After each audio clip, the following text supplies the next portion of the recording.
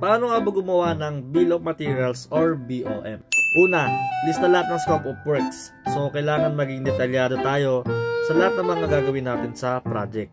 Categorize natin sila or i-breakdown.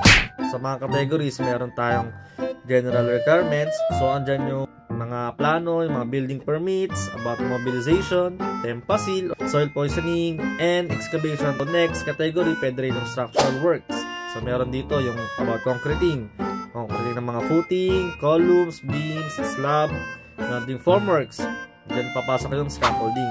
Next natin, architectural. Under dito, yung mga ceiling works, doors and windows, mga painting works, etc.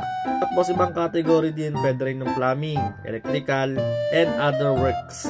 Note lang, dapat maging aware tayo sa mga design plans and mga specifications.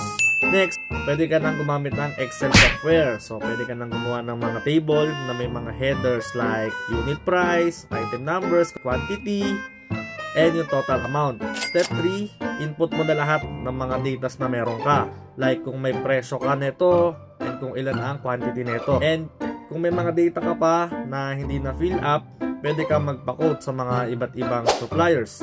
And last step is yung marking up. Part na mag-i-increase na tayo ng presyo para syempre meron naman tayong kita sa ating project. Okay?